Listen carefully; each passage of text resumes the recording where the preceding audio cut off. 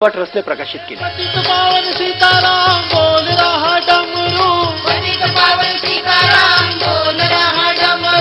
नाच रहे भोले बाबा पायल बाजे घुंघरू, नाच रहे भोले बाबा पायल बाजे घुंघरू, आज तो कैलाश में बाज रहा डमरू, आज तो कैलाश में बाज रहा डमरू। आणि याचाच एक भाग म्हणून कैलास यात्रेवर आधारित कैलास स्पर्श ही 2 तासाची सीडी ट्रस्टने प्रकाशित केली आहे। पुस्तकाप्रमाणे ही सीडी सुद्धा अत्यंत परिपूर्ण आहे। मराठी आणि हिंदी अशा 2 भाषांमध्ये ही सीडी उपलब्ध आहे। जवळपास 6000 कॉपीज संपूर्ण भारतामध्ये विक्रीत झालेल्या आहेत आणि खूप कौतुक सुद्धा होते बरं का याचं। यात्रेकरूंनी घेतलेल्या छायाचित्रांचा समावेश असलेल्या प्रदर्शनामध्ये यात्रेतील मार्गाचं, निसर्गाचं, लोकजीवनाचं, विविध ठिकाणच्या कॅम्प्सचं, विविध पर्वतराजींचं आणि पवित्र अशा कैलास पर्वत आणि मानस सरोवराचं मनोहर दर्शन घडतं। हे प्रदर्शन संघामार्फत सर्वत्र मोफत दाखवण्याची सोय केली जाते आणि प्रत्येक प्रदर्शनाच्या वेळी एक तरी कैलास यात्री मार्गदर्शन करण्यासाठी तिथं हजर असतो। संघामार्फत आज अखेर हे छायाचित्र प्रदर्शन कोल्हापूर, पुणे, औरंगाबाद, नागपूर, नाशिक, बेळगाव, बेंगलोर, सांगली, मिरज, सातारा, कराड, रत्नागिरी, इचलकरंजी, मलकापूर आणि मालवण इथं भरवण्यात आलं आहे आणि प्रत्येक ठिकाणी त्याला उत्तम प्रतिसाद मिळाला आहे। प्रदर्शनं, पुस्तकं, चर्चासत्र, व्हिडिओ शो, स्लाइड शो या सगळ्या माध्यमातून कैलास यात्रेला जाणाऱ्या यात्रेकरूंना मदत व्हावी, सहकार्य मिळावं ही सहज सेवा ट्रस्टची सतत भूमिका राहिलेली आहे। पूर्वी सांगली, कोल्हापूर आणि सातारा या 3 जिल्ह्यात मिळून फक्त 48 भाविकांनी कैलास यात्रा पूर्ण केली, पण जेव्हापासून सहज सेवा ट्रस्टने हा उपक्रम राबवला तेव्हापासून ही संख्या वाढत गेली आणि जवळजवळ 400 भाविकांनी कैलास यात्रा पूर्ण केली आणि आज कर्नाटक आणि महाराष्ट्रामधून अनेक भाविक या उपक्रमातून प्रेरणा घेत आहेत आणि कैलासची यात्रा पूर्ण करतायत। याचा सहज सेवा ट्रस्टला अत्यंत अभिमान आहे।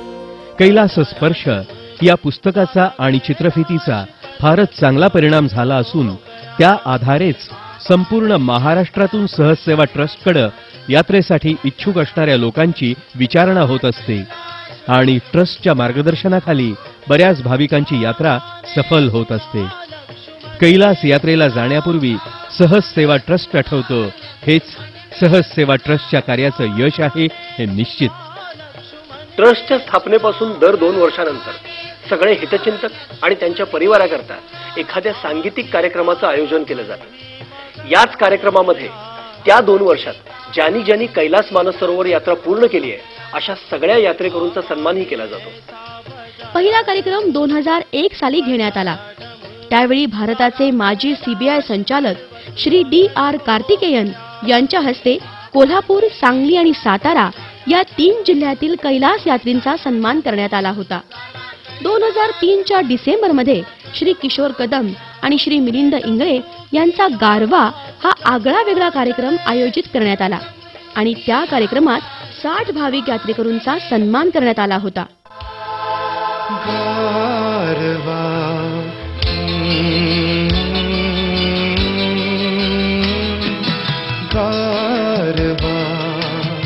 वाऱ्यावर भिर भिर भिर पारवा, नवा नवा प्रिय नभातही चांदवा, नवा नवा गारवा। येथे कोल्हापुरात येऊन जर कोल्हापूर मधल्या कवीची कविता नाही म्हटली तर मलाच बरं वाटणार नाही। म्हणून मी कोल्हापूर मधले मराठी साहित्यामध्ये ज्यांना सर्वोच्च स्थान लाभलेलं आहे असे अरुण कोलटकर यांची एक अतिशय सुंदर कविता मी तुमच्या समोर सादर करतो, तुम्हाला खूप आवडेल। वामांगी नावाची कविता आहे। कविता अशी आहे, वामांगी। देवळात गेलो होतो परवा, देवळात गेलो होतो परवा, तर रखमाई शेजारी नुसतीच वीट, विठू कुठं दिसेना। देवळात गेलो होतो परवा, तर रखमाई शेजारी नुसतीच वीट, विठू कुठं दिसेना. मी म्हटलं रखमाई तर रखमाई, कोणाच्या तरी पायावर डोकं ठेवायचं. मी म्हटलं रखमाई तर रखमाई, कोणाच्या तरी पायावर डोकं ठेवायचं. ठेवलेलं डोकं परत काढून घेतलं, पुढे मागे आपल्यालाच लागेल म्हणून. ठेवलेलं डोकं परत काढून घेतलं, पुढे मागे आपल्यालाच लागेल म्हणून. जाता जाता सहज म्हटलं विठू कुठं गेला दिसत नाही. जाता जाता सहज म्हटलं विठू कुठं गेला दिसत नाही. कुठं गेला म्हणजे उभा नाहीये का माझ्या उजव्या अंगाला? कुठं गेला म्हणजे उभा नाहीये का माझ्या उजव्या अंगाला? मी परत पाहिलं खात्री करून घ्यायला, नाही तिथं तर कुणीच नाही. मी परत पाहिलं खात्री करून घ्यायला, नाही तिथं तर कुणीच नाही. तर म्हणते कशी, नाका समोर बघण्यात सगळा जन्म गेला, बाजूचं मला जरा कमीच दिसतं.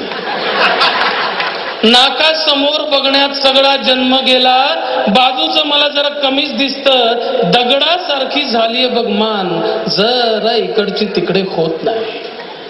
दगडासारखी झालीये बघ मान, जरा इकडची तिकडे होत नाही. कधी येतो कधी जातो, काय करतो कुठे जातो मला काही माहित नाही. कधी येतो कधी जातो, कुठे जातो, काय करतो मला काही माहित नाही. शेजारी असेल विठू म्हणून खांद्याला खांदा भिडवून मीही बावळट उभी राहिले. शेजारी असेल विठू म्हणून खांद्याला खांदा भिडवून मीही बावळट उभी राहिले. आषाढी कार्तिकीला इतके लोक येतात, मला कुणीच कसं काही बोललं नाही. आषाढी कार्तिकीला इतके लोक येतात, मला कुणीच कसं काही बोललं नाही. पण आता माझ्या भेटीला एकदमच धावून आलंय 28 युगांचं एकटेपण, 28 युगांचं एकटेपण, 28 युगांचं एकटेपण. यानंतर 25 डिसेंबर 2005 रोजी गुलजार यांचा बात पश्मिने की हा त्यांचे भावविश्व उलगडून दाखवणारा कार्यक्रम कोल्हापुरात सादर करण्याची पहिली संधी आम्ही घेतली आणि यावेळी कैलास यात्रा पूर्ण करून आलेल्या यात्रेकरूंचा सन्मान करण्यात आला.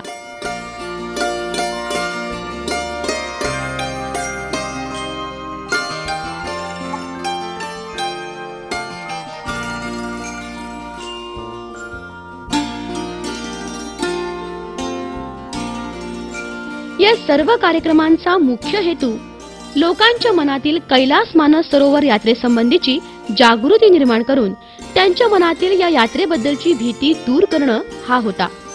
या भागातील जास्तीत जास्त लोकांनी ही यात्रा करावी अशी सहसेवा ट्रस्टच्या विश्वस्तांची इच्छा आहे. या सर्व कार्यक्रमांना कोल्हापूरकरांनी प्रचंड प्रतिसाद दिला आणि हे कार्यक्रम यशस्वी केले. इस गीत का जन्म वहां से शुरू हुआ जब बिमलदा और सचिंदा ने मुझे सिचुएशन समझाई. कल्याणी यानी नूतन, मन ही मन विकास यानी अशोक कुमार को चाहने लगी है. एक रात चूल्हा चौका समेटकर वो आंगन में आती है गुनगुनाती हुई, ऐसा कैरेक्टर घर से बाहर जाकर नहीं गा सकता. बिमलदा ने वही रोक दिया. अरे बाहर नहीं जाएगी तो क्या अपने बाप के सामने गाएगी? ये कविता पाठ नहीं है दादा, गाना है गाना. सचिंदा बोले. तो कविता लिखो, वो कविता गाएगी. अरे गाना घर में घुट जाएगा. तो आंगन में ले जाओ, लेकिन बाहर नहीं जाएगा. बाहर नहीं जाएगा तो हम गाना भी नहीं बनाएगा. सचिंदा ने चेतावनी दे दी. कुछ इस तरह से मुझे सिचुएशन समझाई गई. सचिंदा ने एक दिन मुझे घर बुलाया और समझाया कि कल्याणी आंगन में चांदनी रात में डरती है कि कोई देख न ले, और उन्होंने सीधे मुझे धुन सुनाई. मोरा गोरा अंग लैले, मोहे श्याम रंग दे दे, छुप जाऊंगी रात ही में, मोहे पी का संग दे दे. मोरा गोरा अंग लैले, मोहे श्याम रंग दे दे, छुप जाऊंगी रात ही में, मोहे पी का संग दे दे.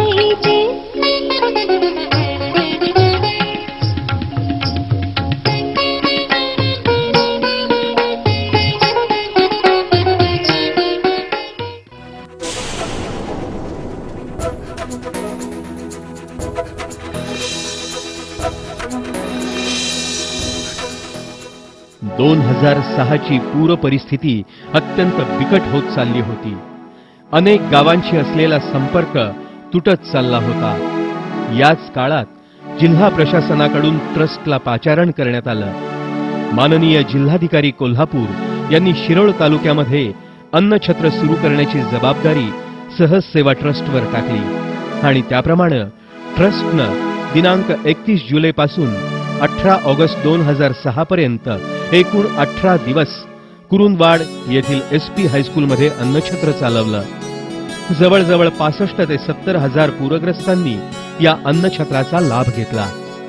पूरग्रस्तांसाठीचा हा सामाजिक उपक्रम यशस्वी करण्यात शासनाच्या सहकार्याचा वाटा अतिशय मोलाचा होता. 2006 नैसर्गिक आपत्तीला मदतीच्या भावनेनं आम्ही सामोरे गेलो. 2005च्या पुराच्या भयानक स्मृती ताज्या असतानाच पुन्हा 2006ला आलेला पूर लोकजीवन उद्ध्वस्त करू शकतो या जाणीवेनंच ट्रस्टनं जिल्हाधिकाऱ्यांच्या विशेष परवानगीनं मदत कार्यात उडी घेतली. कमी अवधीत धुवांधार पावसात शिधा आणि आवश्यक साहित्य गोळा करून ट्रस्टचे कार्यकर्ते शिरोळला धावले.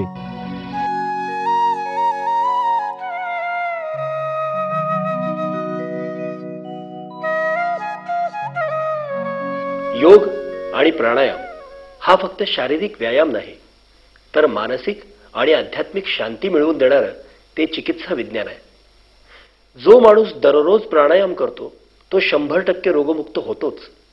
शिवाय हृदयरोग, अस्थमा, ताणतणाव अशा रोगांपासून सुद्धा त्याला मुक्ती मिळते.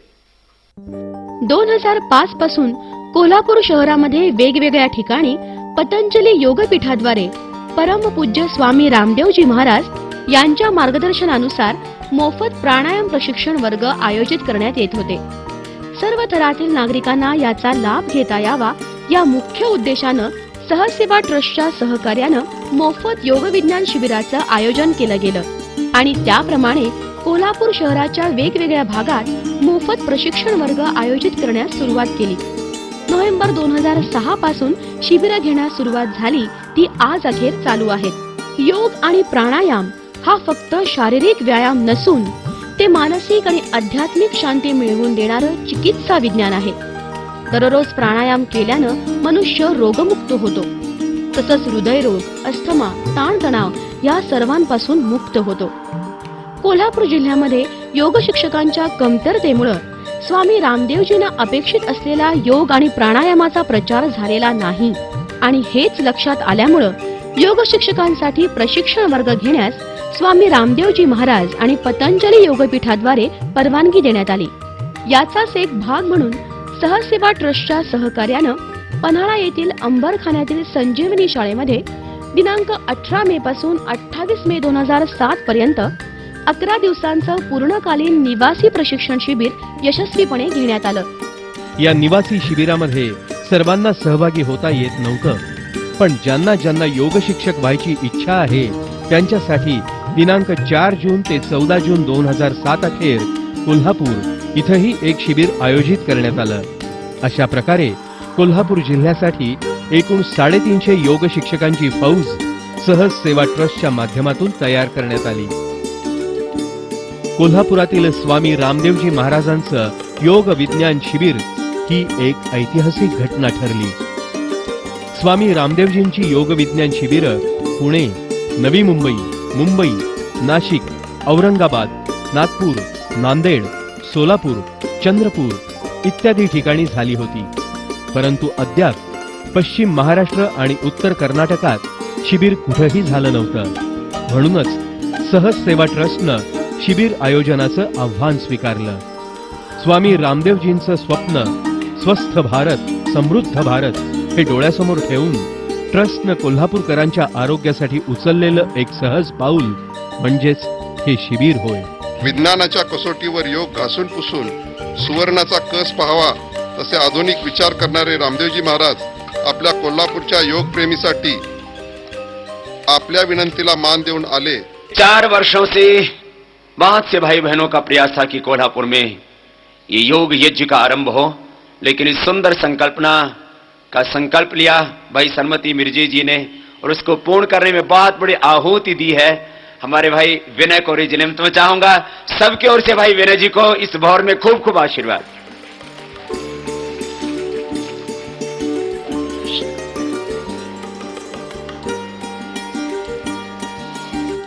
हे शिबिर 17 ते 22 डिसेंबर 2007 अखेर सुराज्य फाउंडेशनच्या सहकार्यानं आयोजित करण्यात आलं. जवळजवळ 2 लाख कोल्हापूर वासियांनी प्रत्यक्ष स्वामी रामदेवजींच्या समोर बसून योग शिबिराचा लाभ घेतला. खास विद्यार्थ्यांसाठी आयोजित केलेल्या शिबिराला 1 लाखांहून अधिक मुलांनी हजेरी लावली आणि लहान मुलांच्या शिबिराचे यापूर्वीच्या उपस्थितीचे सर्व उच्चांक मोडीत काढले. श्रद्धेय स्वामी रामदेवजी महाराज यांच्या योग विज्ञान शिबिराचं आयोजन करण्यासाठी शिस्तबद्ध नियोजनाची अत्यंत गरज असते, कारण लोकांचा सहभाग फार मोठ्या प्रमाणात असतो. या शिबिरात कोल्हापूर, सांगली, सातारा, बेळगाव, सिंधुदुर्ग आणि रत्नागिरी इथल्या साधकांनी भाग घेतला. ट्रस्टच्या या सेवाभावी कार्यास या भागातील नागरिकांनी साथ दिली आणि शिबिराचं शिस्तबद्ध आयोजन होण्यास मदत केली. महाराष्ट्र की सरजमी से कोल्हापुर अध्यात्मवाद और राष्ट्रवाद की साक्षी इस धरती से जो राजर्षि छत्रपति साहू जी की कर्मभूमि और छत्रपति शिवा की तपोभूमि, यहाँ से कर रहे हैं आपसे संवाद और बातचीत के इस कार्यक्रम को सीधा आगे बढ़ाते हैं अपने दर्शकों के साथ संवाद करते हुए. प्रचंड प्रतिसाद लाभत असणाऱ्या शिबिराचा आज 5वा दिवस. हा प्रतिसाद कोल्हापूरच्या जनतेचा परमपूज्य स्वामीजींचे अस्तित्व मनात घेऊन पावले भल्या पहाटे शिबिरस्थळी वळतात. अपूर्व असा हा योगायोग आहे. म्हणूनच या निस्वार्थी कार्यामागे हजारो कोल्हापूरकर योग प्रेमी उभे राहत आहेत. स्वामीजी, कोल्हापूरकरांची एक इच्छा आहे की आपण लवकरच दुसरे पण शिबिर इथं घ्यावं.